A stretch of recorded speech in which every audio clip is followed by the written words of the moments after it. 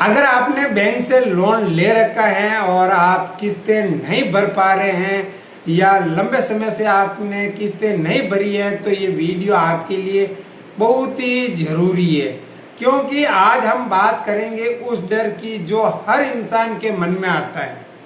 जब ईएमआई भरने में देरी हो जाती है या लंबे समय से आप किस्तें नहीं भर पा रहे हैं तो क्या बैंक पुलिस भेज सकता है?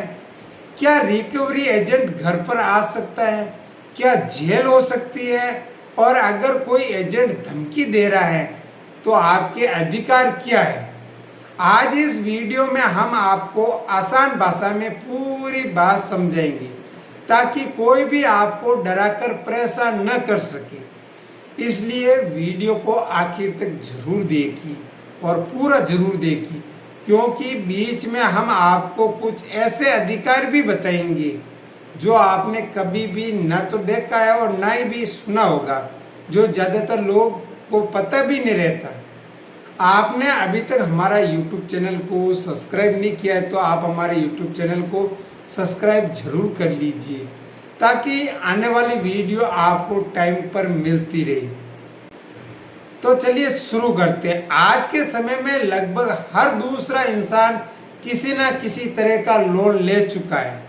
किसी ने घर के लिए होम लोन लिया तो किसी ने बाइक या कार पे लोन लिया, तो किसी ने जरूरत के समय पर्सनल लोन या क्रेडिट कार्ड पर भी लोन लिया। लेकिन जिंदगी हमेशा एक जैसी नहीं रहती है। जिंदगी में कई तरह के उतार चढ़ाव आते रहते हैं।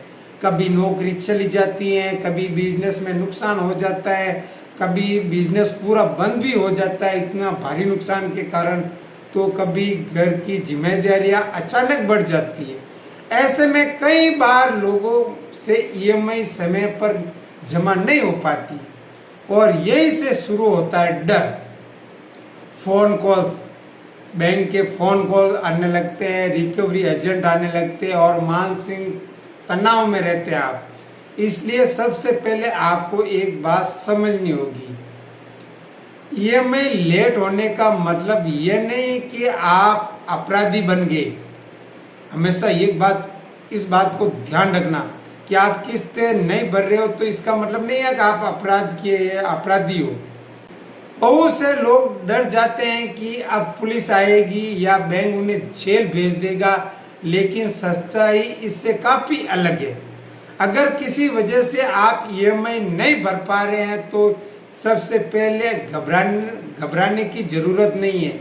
घबराने के बजाय आप बैंक से बात कीजिए, यह सबसे ज़रूरी कदम है। आप बैंक में बात करना ज़रूरी है।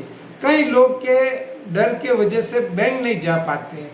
फ़ोन से बचने के लिए काफ़ी लोग फ़ोन भी नहीं उठाते, बैंक कॉल उठाना बंद कर लेते हैं। लेकिन ऐसा करना स्थिति और ख़राब हो सकती है, मामला और बिगड़ सकता है। आपको बैंक को साफ साफ बताना, घबराने की ज़रूरत नहीं है, ना ही डरने की ज़रूरत है। जो भी आपकी स्थिति खराब हुई है आपको बैंक को साफ साफ बताना कि आपकी स्थिति फिलहाल ठीक नहीं है। कोशिश करें ये बातचीत लिखित में दो। हमेशा ज़्यादातर ध्यान रखना है लिखित में देना। ऐसे नहीं हम बैंक वाले को बोल के आ गए और बैंक वाले ने मान लिया। ईमेल भी भेज सकते हैं या पत्र लिखकर भी आप दे सकते हैं ताकि आपके पास सबूत रहे। आपने बैंक की अपनी समस्या बताई, सबूत रखना आपके पास बहुत ही ज़रूरी है। कल फ़ोन से बोलोगे कि मैंने फ़ोन पर बात की तो ऐसे काम नहीं चलेगा, क्योंकि बाद में यही रिकॉर्ड आपके काम आ सकता है। अब यहाँ एक ज़रूरी बात समझिए, अधिकतर बैंक चाहते हैं कि ग्राहक पैसा चुका दे। ज़्यादातर बैंक वाले क्या चाहते हैं कि भाई किकरी करने बैंक में पैसे भरपाई हो। बैंक का मकसद ग्राहक को परेशान करना नहीं होता है। इसलिए कई बार बैंक ग्राहक को राहत भी देती है, थोड़ी बहुत छूट देकर भी कैसे भी करके पैसे भरवाती है। ईएमआई की तारीख आगे बढ़ा देती है और कुछ समय के लिए राहत भी देती है कि आपको जैसे लोन नहीं मिल रहा, अभी किस्तें नहीं भर पा रहे हैं तो आपको राहत जरूर मिलेगी या नई भुगतान योजना बनाई जाएगी। मतलब अगर आप लोन नहीं भर पा रहे हो तो कोई और सुविधा करके भी आपको बैंक सपोर्ट करेगा। लेकिन ये तभी संभव होगा जब आप खुद बैंक में जाकर बात करेंगे। अब बात करते हैं रिकवरी एजेंट की। तो दोस्तों कई बार ईएमआई लेट हो जाती है तो बैंक रिकवरी भेज देता है, एजेंट भेज देता है। लेकिन यहाँ आपको अपने अधिकार जानना भी बहुत ही जरूरी है। रिकवरी एजेंट आपको गाली नहीं दे सकता, ध्यान रखिए। कोई भी रिकवरी एजेंट आता है तो आपको गाली नहीं दे सकता, धमका नहीं सकता, रात में आपको फोन नहीं कर सकता, और अगर आपके परिवार या पड़ोस के सामने आपकी बेइज्जती नहीं कर सकता है कि दूसरे को नहीं बोल सकता पड़ोस वाले को मेरे को पैसे दिलाओ। अगर कोई एजेंट ऐसा करता है तो ये गलत है, बिल्कुल गलत है। अब सबसे बड़ा सवाल, क्या पुलिस सीधे कॉल कर सकती है? तो ये जवाब है नहीं, पुलिस कभी भी आपको सीधे कॉल नहीं कर सकती। शुरुआती रिकवरी मामलों में पुलिस का कोई रोल नहीं होता, क्योंकि ये बैंक और ग्राहक के बीच का मामला है, वित्तीय मामला है। लेकिन कई बार कुछ एजेंट लोग को डराने के लिए, सिर्फ फॉर्मेलिटी करने के लिए, पुलिस केस हो जाएगा, थाने से कॉल आएगा, ऐसे आपको ने कई बार सुनेगा कि आपके पास पुलिस केस हो जाएगा, आपको थाने में ले जाएंगे डर के, और गिरफ्तारी हो सकती है। और कुछ लोग खुद को पुलिस वाला बताकर भी फोन करते हैं। ऐसे में डरने की जरूरत नहीं है। अगर कोई खुद को पुलिस बता रहा है तो आप उसके आईडी मांग सकते हैं और उसका नाम पूछ सकते हैं, और संबंधित थाने में जाकर उसकी पुष्टि कर सकते हैं। अगर नज़दीक में थाना है तो वहाँ पर जाकर आप पुष्टि कर सकते हैं। ज़्यादातर ऐसे मामले में हमेशा फर्जी लोग फोन करते हैं। यह आपका अधिकार है। दोस्तों पुलिस कभी भी कार्रवाई करती है तो जब आपको कोई कोर्ट आदेश जारी करे। सीधे बैंक या एजेंट के कहने पर पुलिस आपको गिरफ्तार नहीं कर सकती। अब बात करते हैं, अगर रिकवरी एजेंट परेशान करे तो क्या करें। मान लीजिए आपको रिकवरी एजेंट परेशान कर रहे हैं तो आप क्या कर सकते हैं।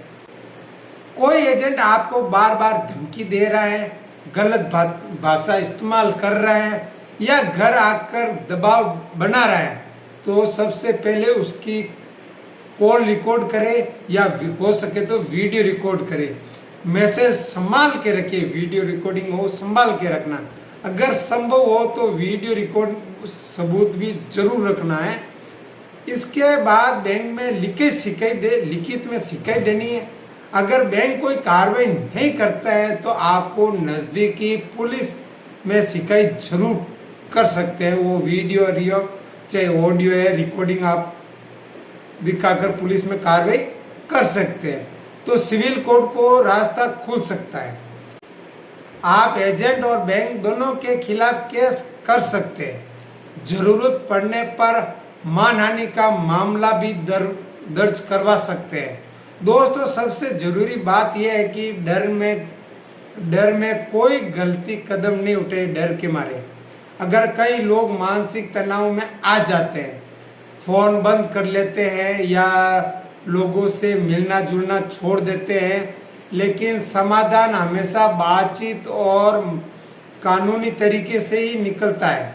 अगर आपकी आर्थिक स्थिति खराब है तो बैंक से बात कीजिए और किस्त कम करने की कोशिश कीजिए। अगर आप किस्त भी आप नहीं भर पा रहे हैं तो बैंक में जाकर आप कुछ समय टाइम मांगिए कि अभी हमारे पास हालत बहुत खराब है, हम अब उस स्थिति में नहीं है बढ़ने के लिए।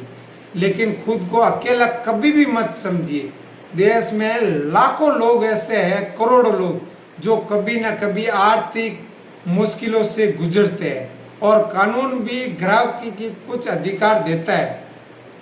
तो दोस्तों अगर उम्मीद है आज की ये जानकारी आपके लिए उपयोगी रही होगी। अगर वीडियो अच्छा हो तो वीडियो को लाइक जरूर कीजिए और हमारे चैनल को सब्सक्राइब जरूर कीजिए, ताकि आने वाली वीडियो आपको टाइम पर मिलती रहे। अगर आपके मन में भी कोई सवाल है तो हमें कमेंट करके जरूर बताइएगा, ताकि नेक्स्ट टाइम आपके लिए वीडियो बनाकर जरूर पेश करेंगे। तो मिलते हैं नेक्स्ट वीडियो में।